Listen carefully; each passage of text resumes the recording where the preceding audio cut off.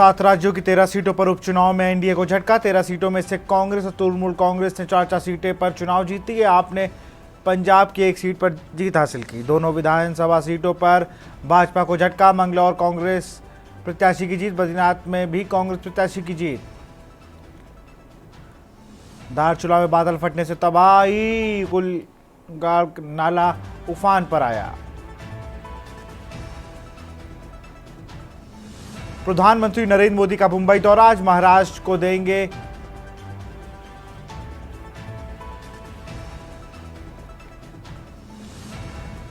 Delhi CM Kejriwal की बिगड़ी तबीयत। संजय सिंह बोले, केजरीवाल के स्वास्थ्य से खिलवाड़ कर रही केंद्र सरकार। 8 किलो वजन कम हुआ, कोमा में जाने की आशंका। 23 राज्यों में 5 दिन भारी बारिश का अलर्ट। बाढ़ से घिरे यूपी के 800 गांव। मौसम विभाग ने रेड, ऑरेंज और येलो अलर्ट किया जारी। आप देख रहे हैं के न्यूज, खबरों का सारथी। नमस्कार, स्वागत है आपका के न्यूज में। मैं हूं आपके साथ विशाल पंडित। आप देख रहे हैं देश की बात, और देश की बात में सबसे पहले बात करेंगे लखनऊ। खबर लखनऊ से है। उपचुनाव के नतीजों को लेकर लगा पोस्टर। देश के 7 राज्यों की 13 विधानसभा के हुए उपचुनाव। उत्तराखंड के बद्रीनाथ सीट पर जीत को लेकर पोस्टर। कांग्रेस प्रदेश मुख्यालय पर कार्यकर्ताओं ने लगाया पोस्टर। कांग्रेस प्रदेश मुख्यालय पर कार्यकर्ताओं ने लगाया पोस्टर। पोस्टर में अयोध्या और बद्रीनाथ में जीत की बात लिखी। लिखा, बद्रीनाथ में मिला भगवान विष्णु का आशीर्वाद। कांग्रेस नेता ठाकुर नितान सिंह ने लगाया पोस्टर।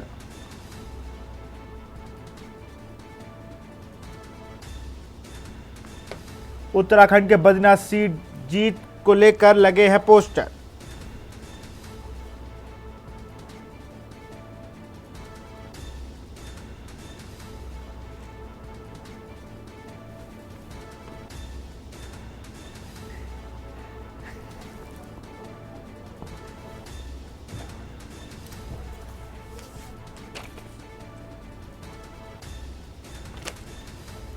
देश के 7 राज्यों में 13 विधानसभा के हुए हैं उपचुनाव। उत्तराखंड के बद्रीनाथ सीट पर जीत को लेकर पोस्टर।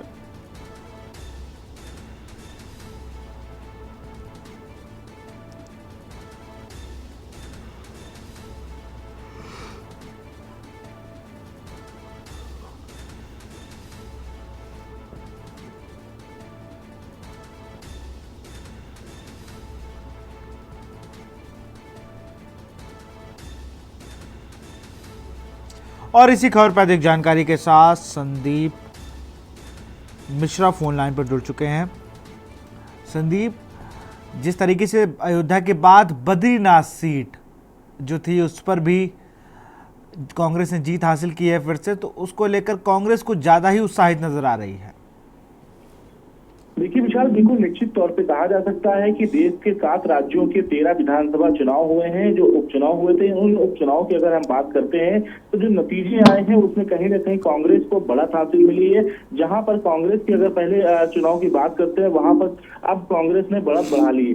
उत्तराखंड के बद्रीनाथ हम सीट की अगर बात करते हैं, यहाँ पर कांग्रेस की जीत हुई है यहाँ पर। तो ऐसे में कांग्रेस के कार्यकर्ता काफी उत्साहित है और उन्होंने अपने कार्यालय के बाहर, यानी कि कांग्रेस कार्यालय मुख्यालय के बाहर जो है एक पोस्टर लगाया है। उस पोस्टर में भगवान बद्री विशाल की जय का जयकारा लगाते हुए उन्होंने लिखा है पोस्टर में, और अयोध्या के बाद बद्रीनाथ में मिला भगवान विष्णु का आशीर्वाद, ऐसा उस पोस्टर में लिखा गया है। हालांकि कांग्रेस के जो युवा नेता है ठाकुर नितान सिंह नितिन, इन्होंने इस पोस्टर को जो है लगाया है। और इस पोस्टर से मकसद साफ है कि जिस तरीके से हमने अयोध्या में बढ़त हासिल की, अयोध्या में लोकसभा की सीट निकाला है, जहां पर भारतीय जनता पार्टी लगातार मेहनत कर रही थी, भारतीय जनता पार्टी बताने का प्रयास कर रही थी कि कैसे इस बार अयोध्या में भव्य राम का जो है उत्सव मनाया गया है। और इसके साथ साथ अगर हम उत्तराखंड की बात करते हैं, जहां पर जिस सीट पर जो है कांग्रेस ने आज अपना जीत लहराई है उपचुनाव में, क्योंकि वहां उत्तराखंड की अगर बात करते हैं, वहां पर भारतीय जनता पार्टी की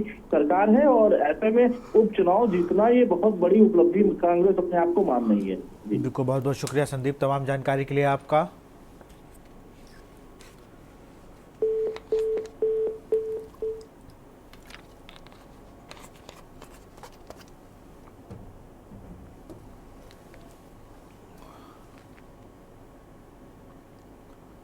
खबर लखनऊ से है। प्रदेश कार्य समिति की बैठक की तैयारियां शुरू। बीजेपी की कल होने वाली प्रदेश कार्य समिति की बैठक, भाजपा प्रदेश अध्यक्ष और संगठन महामंत्री की तैयारियां।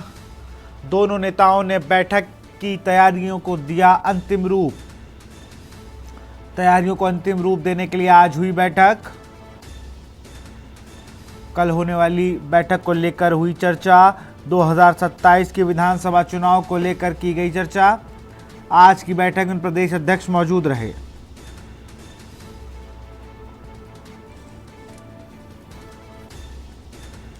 बीजेपी की कल होने वाली प्रदेश कार्य समिति की बैठक,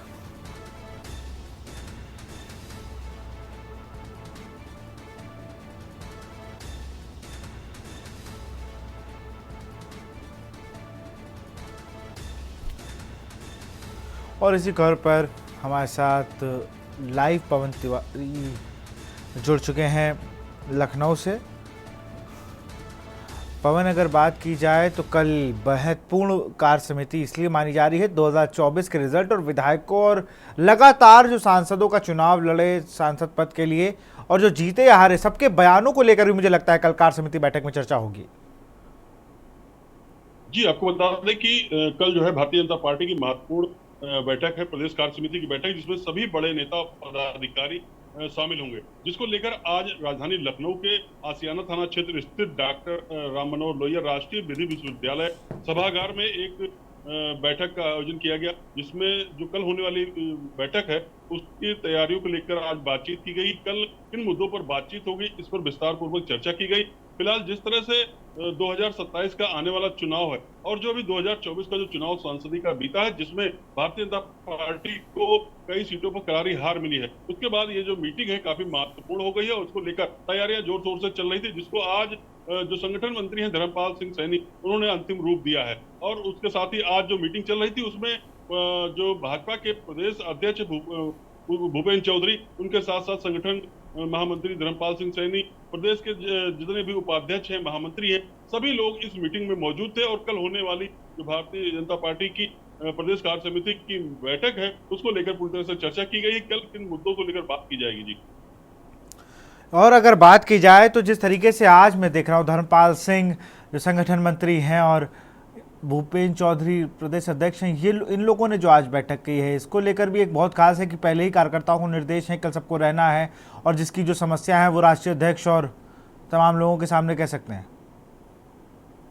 जी, बात की जाए जो आज बैठक शाम को हुई है, जिसमें लगभग सारे जो संगठन के जो प्रदेश के जो उपाध्यक्ष हैं, महामंत्री हैं और प्रदेश अध्यक्ष भी इसमें मीटिंग में मौजूद रहे। तो कल जो चर्चाएं होनी है उसको अंतिम रूप देने, जो चर्चाएं कल होनी है उनको किस तरह से कल रखना है, उसके लिए पूरी तरह से बातचीत हुई और अपने जो मंत्री हैं, सहयोगी मंत्री, संगठन मंत्री और प्रदेश उपाध्यक्ष महामंत्री, उनको उन्होंने साफ तौर से दिशा निर्देश दिए हैं। क्योंकि जिस तरह से 2027 का चुनाव, विधानसभा चुनाव आने वाला है, उसके लेकर ये जो बैठक है काफी महत्वपूर्ण है।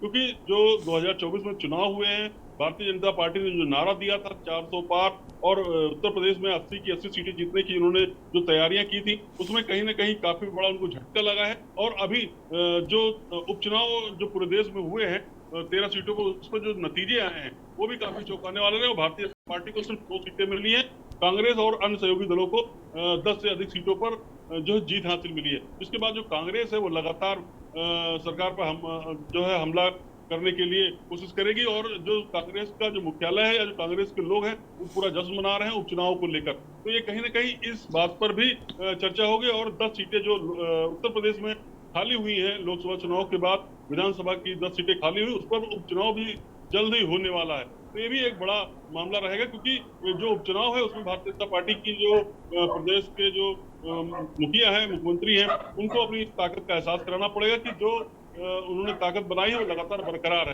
क्योंकि जो लोकसभा चुनाव हुए तो उसमें कहीं ना कहीं करारी हार भारतीय जनता पार्टी को मिली थी, उससे उनका जो नेतृत्व है उस पर भी सवालिया निशान खड़े लोग कर रहे हैं कि योगी का जो मैजिक है वो भी उत्तर प्रदेश में डाउन हुआ है, जिससे कि भारतीय जनता पार्टी को कम सीटें मिली हैं। तो कहीं ना कहीं कल जो बिल्कुल पवन, अब देखना होगा कल होने वाली कार्य समिति की बैठक में क्या क्या निकल कर सामने आता है। बहुत बहुत शुक्रिया तमाम जानकारी के लिए पवन आपका।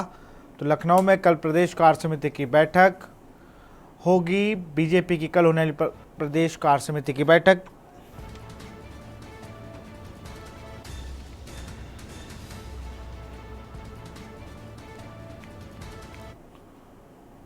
खबर मिर्जापुर से। विद्यांचल धाम में पहुंचे सीजीआई डीवाई चंद्रचूड़। जिला जज ने सीजीआई का किया स्वागत। मिर्जापुर से खबर, जिला जज ने किया चीफ जस्टिस ऑफ इंडिया का स्वागत।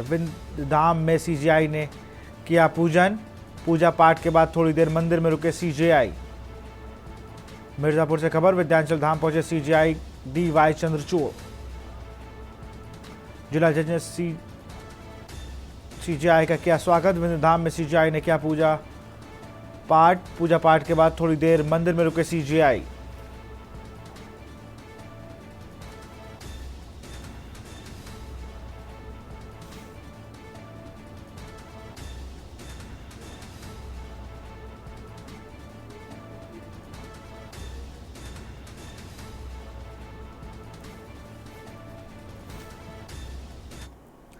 मेरठ से खबर है, गद्दा बनाने वाले प्लांट में लगी भीषण आग। मेरठ से खबर, गद्दा बनाने वाले प्लांट में लगी भीषण आग। भीषण आग में फंसे फैक्ट्री के कई मजदूर।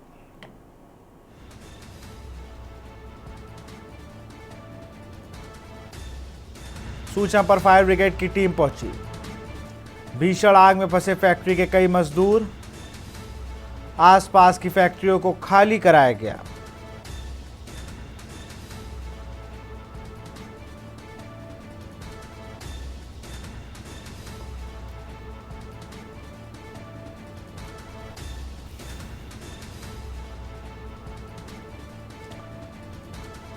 आसपास की फैक्ट्रियों को खाली कराया गया।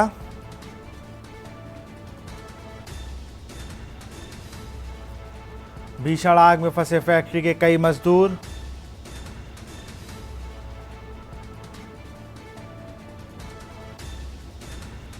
सूचना पर फायर ब्रिगेड की टीम भी पहुंची।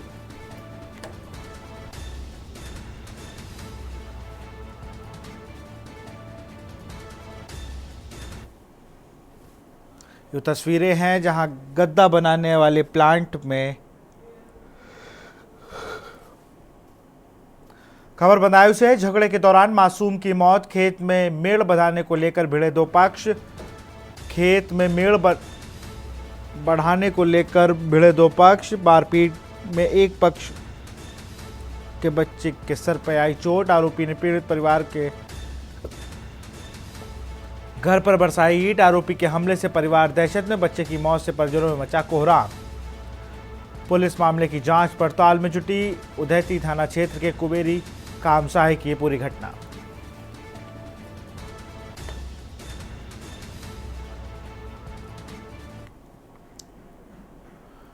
खबर ललितपुर से है। शादी के 2 दिन पहले लड़की ने दी जान। 2 दिन बाद ही लड़की को घर आनी थी बारात।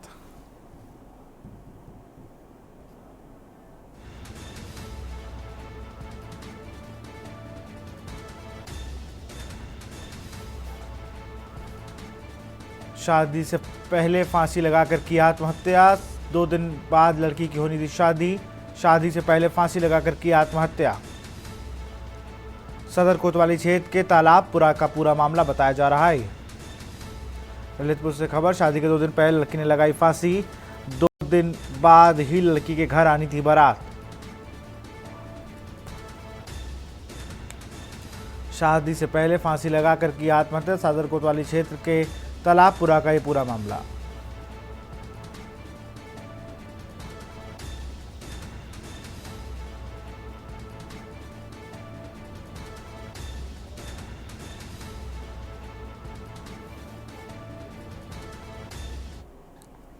झोला छाप के गलत ऑपरेशन से गई महिला की जान। खबर आपको बता रहे हैं, जहां पर झोला छाप के गलत ऑपरेशन से गई महिला की जान।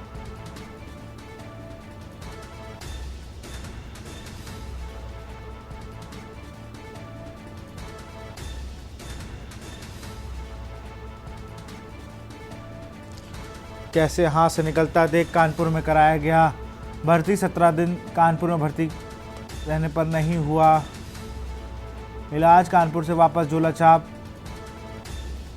हॉस्पिटल में हो गई महिला की मौत। मौत के बाद परिजनों ने काटा जमकर हंगामा।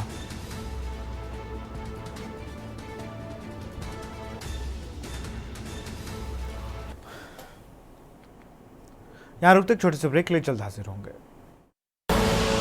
आप देख रहे हैं के न्यूज, खबरों का सारथी। ब्रेक के बाद आपका स्वागत है। खबर बहराइच से है। तेंदुए ने किशोर को उतारा मौत के घाट। बहराइच से खबर, तेंदुए ने किशोर को उतारा मौत के घाट। शौच के लिए गया किशोर बना तेंदुए का शिकार।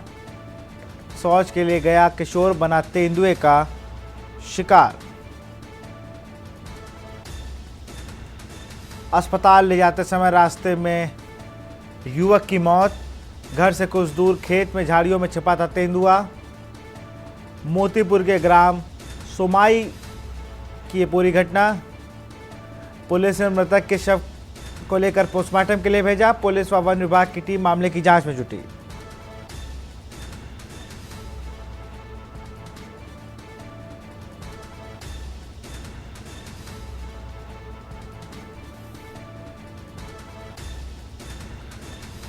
अस्पताल ले जाते समय रास्ते में युवक की हुई मौत। घर के बाहर कुछ दूर खेत में झाड़ियों में छिपा था तेंदुआ।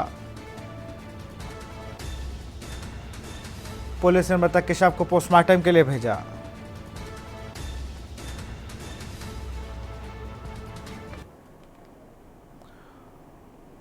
और खबर आपको बता रहे हैं कानपुर से, जहां पर मुहर्रम के जुलूस में फिलिस्तीन का झंडा। मुहर्रम के जुलूस में फिलिस्तीन का झंडा लहरा। फिलिस्तीन झंडे का वीडियो सोशल मीडिया पर वायरल। वीडियो वायरल होते ही पुलिस महकमे में मचा हड़कंप।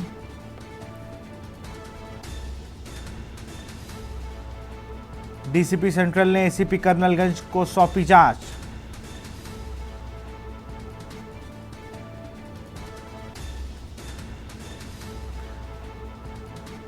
कानपुर से खबर, मुहर्रम के जुलूस में फिलिस्तीन का झंडा लहरा। फिलिस्तीन झंडे का वीडियो सोशल मीडिया पर वायरल। वीडियो वायरल होते ही पुलिस महकमा अलर्ट हो गया। ये तस्वीरें हैं जो वीडियो वायरल हुआ है, जहां पर फिलिस्तीन का झंडा लहराया जा रहा है। चल रहा है फिलिस्तीन के झंडे का, उसके पुलिस के द्वारा जांच की जा रही। पता किया जा रहा है कि झंडा किसका था और कौन उसके लेकर आया था, उस पर जांच की जा रही है। सर, इसमें पुलिस किस तरह की जांच कर रही है? वो बच्चे की मौत हुई है, उस पर भी जांच की जा रही कि आखिर वहाँ किसकी गलती थी, वहाँ पर ड्यूटी थी या नहीं थी, और वहाँ किसको ड्यूटी पर लगाया गया था। क्योंकि ये हमारे तरफ से हिदायत है कि कोई भी आयरन रोड जो है वो अलम के झंडे में शामिल नहीं होगी, और सर का आदेश है, सीपी सर का 15 फीट से ज़्यादा लंबा कोई झंडा अलम का झंडा नहीं होगा। तो उसका नियमों का पालन कराना, सूचित कराना हमारी जिम्मेदारी है। संभल से खबर है, 5 लाख का सरकारी गोबर डकार गए ग्राम प्रधान। संभल से खबर, 5 लाख का सरकारी गोबर डकार गया ग्राम प्रधान। 7 महीने के भीतर 5 केयरटेकर गौशाला में बदले गए। 5 केयरटेकरों ने मानदेय का नहीं किया गया भुगतान। 27 लाख रुपए की सरकारी धनराशि का दुरुपयोग का आरोप। डीएम ने ग्राम प्रधान को थमाया, कारण बताओ नोटिस। जिले की सभी गौशाला बनेंगी मॉडल गौशाला। विकासखंड संभल की ग्राम पंचायत शरीफपुर का यह पूरा मामला है। संभल से खबर, 5 लाख का सरकारी गोबर डकार गया।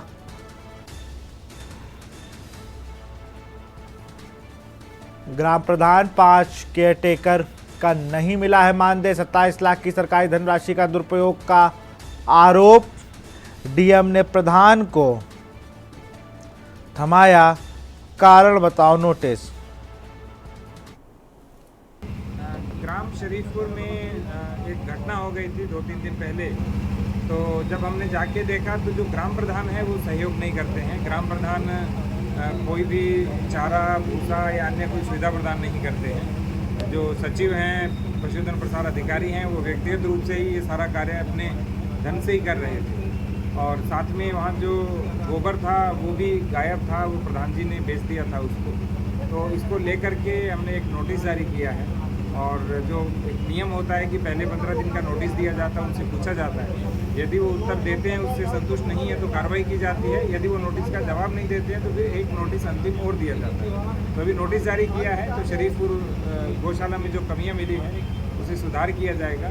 कल हमने लगभग 2.25 घंटा गौशालाओं की मीटिंग भी ली थी, जिसमें हम पूरे जनपद की जो गौशालाएं हैं उनको पूरे प्रदेश की मॉडल गौशालाओं के रूप में रूपांतरित करेंगे। इटावा से खबर है, मैनपुरी फाटक के अंडरपास में फंसी बस। इटावा से खबर, मैनपुरी फाटक के अंडरपास में फंसी बस। कई घंटों की बारिश के बाद फंसी रोडवेज बस। रोडवेज बस में बैठे थे करीब 12 से अधिक यात्री। नगर पालिका ने जेसीबी मशीन से बचाया गया। बारिश होते ही बार बार होती है ऐसी घटना। नगर पालिका और जिला प्रशासन बना है लापरवाह। बस ड्राइवर की लापरवाही से मुश्किल में फंसी जान। ड्राइवर ने अंडरपास में भरे पानी को किया अनदेखा। पुलिस की बैरिकेडिंग लगाने के बाद भी बढ़ाई गाड़ी। नगर पालिका व जिला प्रशासन बना है लापरवाह। बस ड्राइवर की लापरवाही से मुश्किल में फंसी कई जानें।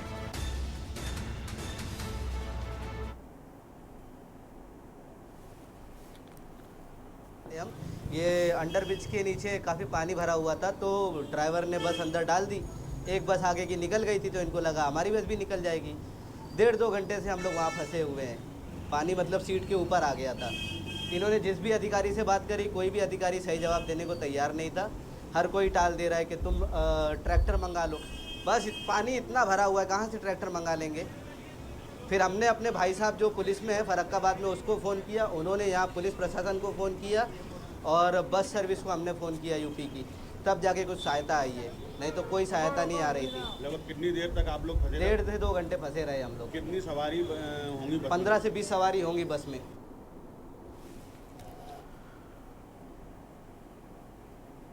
खबर जौनपुर से है, जहां बदलापुर के भाजपा विधायक रमेश चंद्र मिश्रा ने अपनी ही पार्टी पर आरोप लगाते हुए कहा कि जिस तरह से विपक्ष ने पीडीए का फॉर्मूला और समाजवादी पार्टी ने जनता में भ्रम पैदा कर रखा है, ऐसी स्थिति में आज की तारीख में बीजेपी की स्थिति ठीक नहीं है।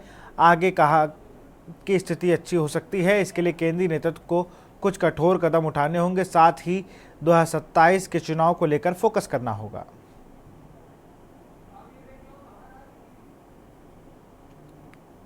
कि आज की डेट में जो स्थिति परिस्थिति है, जिस तरीके से पीडीए की बात चल रही है और जिस तरीके से समाजवादी पार्टी ने व्यापक भ्रामक स्थिति आम जनमानस में पैदा कर रखी है, उस हिसाब से अगर मैं देखूं तो भारतीय जनता पार्टी की आज की डेट में हमारी स्थिति अच्छी नहीं है। स्थिति अच्छी हो सकती है, उसके लिए मैं समझता हूं केंद्रीय नेतृत्व को बड़े निर्णय लेने पड़ेंगे।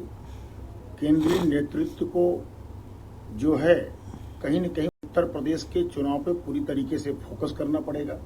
भारतीय जनता पार्टी के एक एक कार्यकर्ता को, एक एक जनप्रतिनिधि को मन से लगना पड़ेगा, तभी हम 27 में सरकार पुनः बना सकते हैं। नहीं तो आज की जो स्थिति है, उस स्थिति के हिसाब से हमारी सरकार बहुत ही स्थिति खराब है। हमारी सरकार बनने की स्थिति आज के डेट में नहीं दिखाई पड़ रही। यहाँ रुकते एक छोटे से ब्रेक के लिए, जल्द हाजिर होंगे। आप देख रहे हैं के न्यूज, खबरों का सारथी। शादी का किचन महके जहां, गोल्डी किचन किंग मसाले 100% हो वहां। जहां जाए रिश्ते बनाए गोल्डी मसाले। जल संरक्षण के लिए उत्तराखंड सरकार आज हर संभव प्रयास कर रही है, ताकि पहाड़ों पर के हर उस नागरिक से कहूंगा जो पानी की प्रचुरता में रहते हैं, मेरा उनसे आग्रह है कि आपको पानी बचाने के ज्यादा प्रयास करने चाहिए और निश्चित तौर पर इसके लिए लोगों को अपनी आदतें भी बदलनी होगी। पानी का उपयोग हमें प्रसाद की तरह करना चाहिए। पानी को बचाएं, भविष्य को सजाएं। आप देख रहे हैं के न्यूज, खबरों का सारथी। ब्रेक के बाद आपका स्वागत है। बिजनौर के कालागढ़ इलाके में केंद्रीय कॉलोनी में उस वक्त हड़कंप मच गया जब कॉलोनी में रहने वाले अशोक कुमार के घर के आंगन में एक बड़ा सांप दिखाई दिया। सांप को देखकर परिवार में हड़कंप मच गया। वन विभाग की टीम को सूचना दी गई। वन विभाग की टीम ने कड़ी मशक्कत के बाद कोबरा को पकड़कर जंगल में छोड़ा। इस दौरान मौके पर काफी लोग जमा हो गए।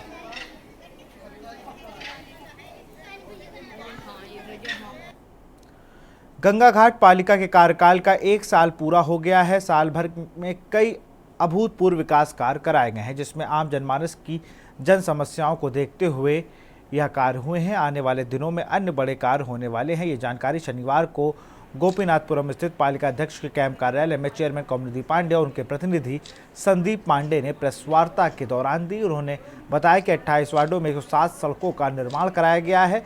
जल निकासी के लिए 29 किलोमीटर नालों की सफाई की गई है।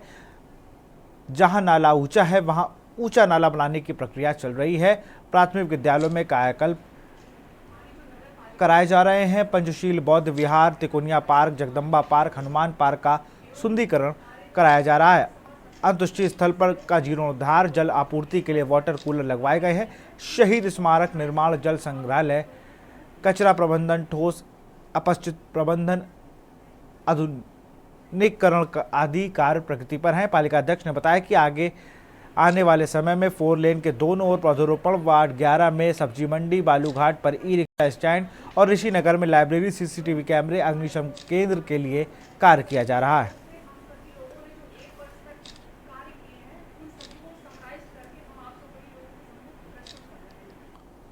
खबर आगरा से है, जहां बजरंग दल कार्यकर्ताओं में लव जिहाद के एक मामले को लेकर थाना हरि पर्वत का घेराव किया और हनुमान चालीसा का पाठ किया। बजरंग दल के प्रांत संयोजक दिग्विजय नाथ तिवारी ने बताया कि एक लव जिहाद की घटना आगरा में हुई है, जिसमें 3 मुस्लिम युवक शामिल है। कई दिनों से परिवार थाने के चक्कर काट रहा है।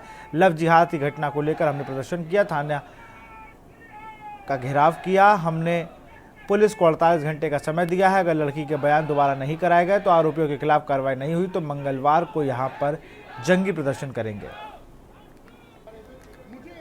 एक लव जिहाद की घटना आगरा के अंदर हुई, जिसमें 3 मुस्लिम युवक शामिल थे और एक हिंदू नाबालिग लड़की को वो ले जाते हैं। एक माह से उसके परिवार इसके थाने चौकी के चक्कर काट रहे हैं। हम लोगों ने भी अधिकारियों को 1-2 बार फोन करके बोला कि आरोपियों को जल्दी से जल्दी पकड़ा जाए। 4 दिन पहले लड़की एकदम से थाने में आ जाती है। पुलिस ने इसकी जांच नहीं करी कि लड़की कहाँ से आई, और जब पीड़िता उसकी माँ थाने में आती है तो पुलिस उसके धुतकार का भगा देती है। भगाने के बाद उसको कोई जानकारी नहीं देती और चोरी छुपे से 164 के बयान करा देती है। जबकि लड़की की मां ने तहरीर में लिखा कि वो तीनों मुस्लिम युवक जो हैं लड़की को अपहरण कर बुरी नीयत से लेकर गए। ना तो पास्को की धारा बढ़ाई गई और ना SC/ST की धारा बढ़ाई गई। पूरे देश में मौजूदा समय साइबर क्राइम के मामलों में लगातार बढ़ोतरी हो रही है। इन दिनों साइबर जालसाजों ने साइबर क्राइम का नया तरीका ईजाद किया है। ये साइबर जालसाज अब लोगों को फ़ोन पर कॉल कर रहे हैं और अपने आप को CBI सहित अन्य जांच एजेंसियों का अफसर बताकर लूट कर रहे हैं। ये साइबर जालसाज फ़ोन करके लोगों को मनी लॉन्ड्रिंग केस के नाम पर आने का हवाला देकर उन्हीं के घर में हाउस अरेस्ट कर रहे हैं और डरा धमकाकर उनसे ऑनलाइन मोटी रकम अपने खाते में ट्रांसफ़र करा रहे हैं। इस रिपोर्ट को देखिए।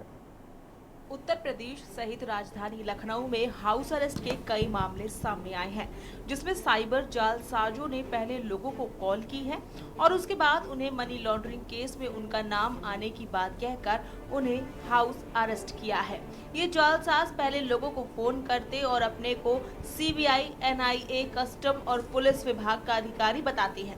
ये साइबर जालसाज फोन कर लोगों को बताते हैं कि ये CBI व अन्य जांच एजेंसियों से बोल रहे हैं और मनी लॉन्ड्रिंग केस में उनका नाम आने का हवाला देते हैं। वीडियो कॉलिंग कर उन्हें हाउस अरेस्ट की बात कहकर तमाम जानकारियां ले लेते हैं और हाउस अरेस्ट के दौरान ही ऑनलाइन उनसे मोटी रकम अपने बताए खाते में ट्रांजैक्शन करा उन्हें लूट लेते हैं। लखनऊ कमिश्नरेट में साइबर थाने द्वारा एक घटना का सफल अनावरण किया गया है। इसमें एक व्यक्ति को कस्टम, CBI, पुलिस अधिकारी, NIA, CBI के अधिकारी बन करके कॉल प्राप्त होता है कि आपके खिलाफ मनी लॉन्ड्रिंग का एक केस दर्ज किया जा रहा है और आपको डिजिटल अरेस्ट किया जाता है। इनको फर्जी दस्तावेज भी दिखाए जाते हैं और डराया धमकाया जाता है और इनसे लगभग 30 लाख रुपए डरा करके प्राप्त कर लिए जाते हैं इन अपराधियों द्वारा। इस घटना का सफल अनावरण करते हुए 2 व्यक्तियों की गिरफ्तारी की गई है, जिनका नाम राजीव भसीन उर्फ राजू और मोहित चोपड़ा उर्फ नानू है। ये दोनों ही आगरा के रहने वाले हैं, जिन अकाउंट का इस्तेमाल इनके द्वारा किया जाता था। राजधानी लखनऊ में मशहूर कवि और साहित्यकार नरेश सक्सेना, जो कि गोमती नगर में रहते हैं, उनको हाउस अरेस्ट किया गया।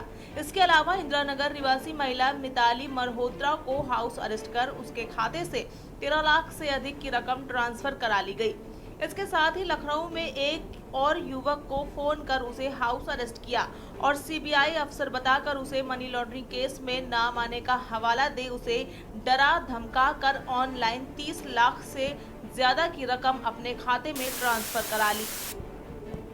उस अकाउंट से लगभग 1.5 करोड़ से ऊपर की ठगी पूरे देश में की गई है।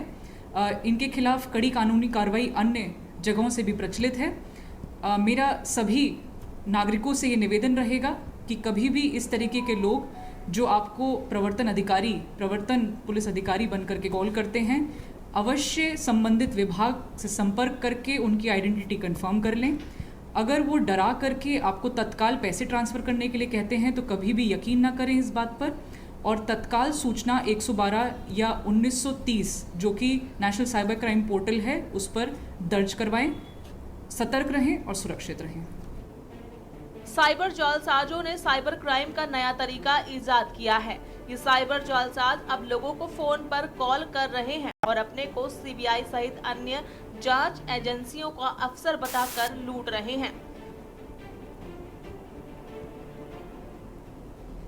अगर आपके पास भी इस तरह की कॉल आती है, आप सावधान रहें, वरना एक चूक आपको कंगाल बना सकती है, क्योंकि साइबर जालसाजों पर हर वो शख्स है जो मोबाइल फोन इस्तेमाल कर रहा है। के न्यूज के लिए ब्यूरो रिपोर्ट, लखनऊ। खबर दिल्ली से है। मुख्यमंत्री सुशासन सहयोगी कार्यक्रम का कन्वेंशन कार्यक्रम दिल्ली में आयोजित हुआ। केंद्रीय ऊर्जा मंत्री एवं शहर विकास आवास मंत्री मनोहर लाल मुख्य अतिथि के तौर पर मौजूद रहे। महामहिम राष्ट्रपति के अपर सचिव राकेश गुप्ता, मुख्यमंत्री हरियाणा के अतिरिक्त प्रधान सचिव और कार्यक्रम निदेशक अमित कुमार अग्रवाल कार्यक्रम में मौजूद रहे। सरकार की योजनाओं के पारदर्शिता के साथ धरातल पर उतारने का कार्यक्रम और लक्ष्य रहा।